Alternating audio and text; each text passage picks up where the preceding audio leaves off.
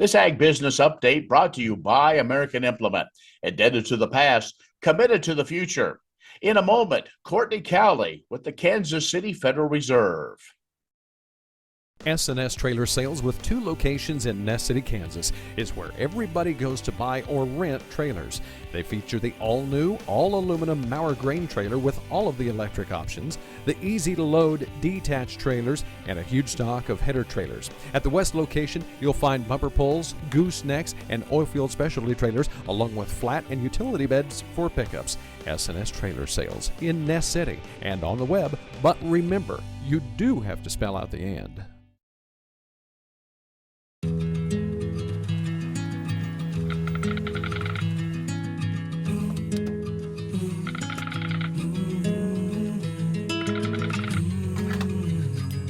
The cost of everything has gone up dramatically over the last 75 years.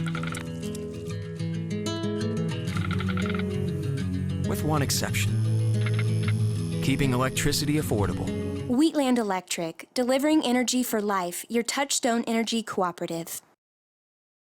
And joining us is Cortney Cowley, who is a senior economist in the Regional Affairs Department for the Kansas City Federal Reserve. We're going to talk about this ag economy. Hi, Cortney. Hi, Ken. Good to see you. Great to catch up with you again. We're going to talk about a report that just came out and the latest ag update on this second quarter. Give us that overall kind of 3,000-foot mark of where we are with this ag economy right now. Sure. So the agricultural economy seems to be still pretty stable. What we're seeing in ag finance conditions is obviously the big story is higher interest rates. Interest rates have gone up across all types of loans, non-real estate and real estate. And alongside that, we're seeing loan volumes starting to decline. So loan volumes declined for the second consecutive quarter. So the recent report that we put out this week covers our national survey in terms of lending to farmers. So it's national data on new agricultural loans that are originated within the quarter. And so we are starting to see some pullback in loan demand. At the same time, I think, the question is what's driving that? Well, we are starting to see some declines in input costs. So the cost of fuel and fertilizer have come down from really historic highs that we've seen in recent years. So lower production costs, and then also still pretty strong liquidity and cash in the ag sector. And one way that we know that too is that we're still seeing farmland values increase, even despite higher interest rates. Farmland values are increasing at a slower pace, yes, but are still increasing. So we think that's a sign that conditions are still pretty strong in the sector. I think we've seen some downward pressure on prices over the last month, particularly for corn. We've gotten a couple of bearish WASDE reports here recently. And so including this week, we saw some pullback in prices for wheat and corn in the markets. And so it'll be interesting to see kind of where that goes. The wheat crop in Kansas and Oklahoma is about to wrap up harvest, but in the northern part of the state and in Kansas, pretty behind on the wheat crop. We've had really wet weather. And so I know on my small farm here, it's been a while since I've been able to go out to the barn without rubber boots on. And so, which is a very different situation than where we were last summer. So weather and interest rates, I think, are the 2 most important factors right now for the ag economy. We're talking with Cortney Cowley from the Kansas City Federal Reserve about kind of the latest ag outlook update that has been out there. We're going to take a break and continue our conversation in just a moment. Would you like to see something done about high gas prices and low unemployment? Western Plains Energy in Campus, Kansas is doing something about it. They're a proud part of Growth Energy, America's ethanol supporters, and they employ 38 people and will be adding more following the expansion. Ethanol fuel not only reduces the cost of regular gasoline, it's good for the environment and keeps money right here in the United States while supporting local rural jobs. Western Plains Energy, doing something for the future. When you've had a best friend for over 50 years, you develop a trust. And the Scott Co-op has been a trusted rural friend since 1957. A co-op keeps money in the area, doing business for and with their members. And that helps keep their hometown thriving with keeping money in the community. Scott Co-op is not just an elevator. It's the rural way of doing business. So, when you see an elevator, remember your friends at Scott Co-op. Well, let's start again.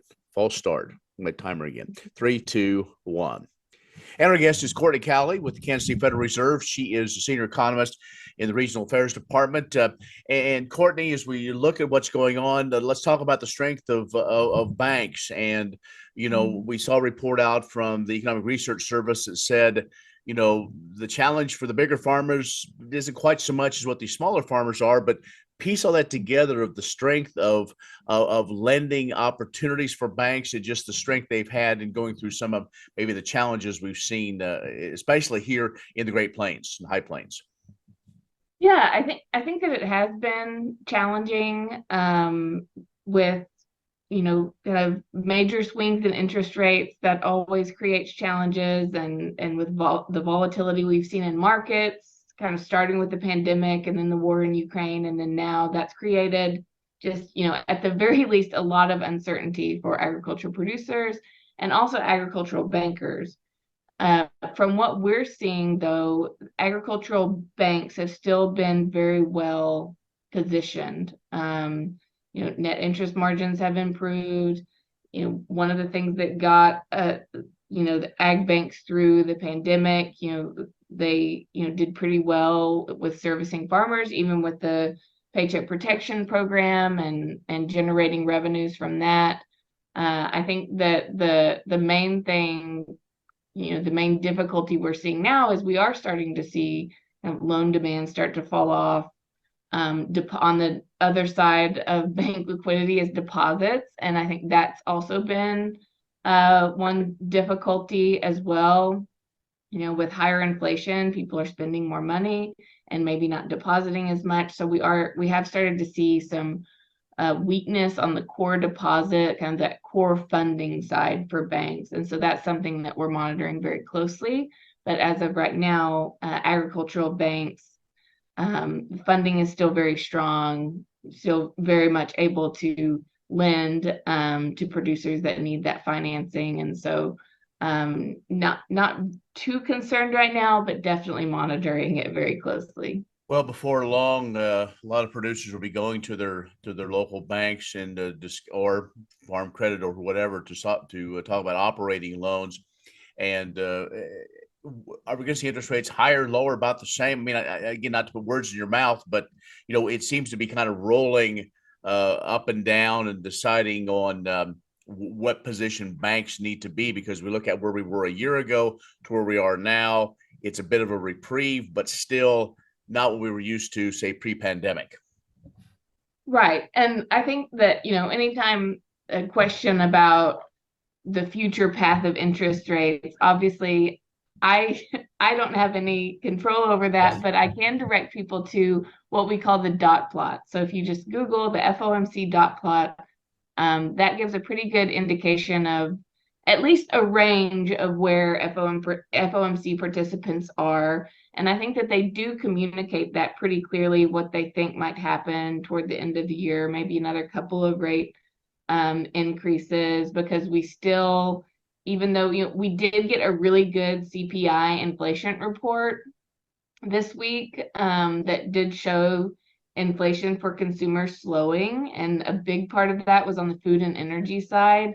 Energy, though, in particular, can be extremely volatile. So even though we've seen some lowering of inflation, most of that has been on the good side of the economy, and we're still seeing a lot of inflationary pressure on the services side. And so I think that there's still some desire and to continue to try to get inflation back to the target of an average of 2%. And so according to that dot plot that I mentioned, we could still see rates go a little higher, but in the longer term, the dot plot would show the expectation that interest rates could start to come back down at least by 2025 is what that shows. All right, Courtney. Well, we appreciate the update on what's going on, and we look forward to continuing this conversation as we go throughout the year. So appreciate it. Yes, thank you so much. Cortney Cowley, who is the senior economist, Regional Affairs Department with the Kansas City Federal Reserve, has joined us. We'll have more coming up in just a moment.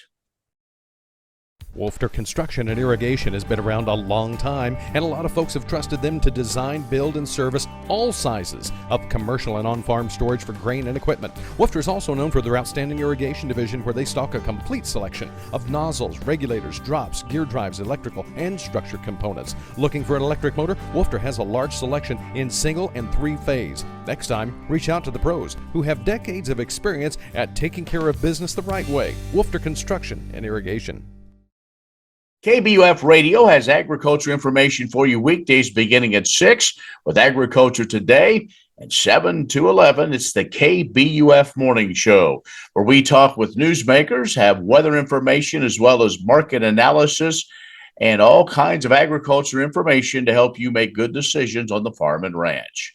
Follow along on our social media pages and listen to any Western Kansas broadcast station online, westernkansasnews.com. I'm Ken Rogers. Thanks for watching.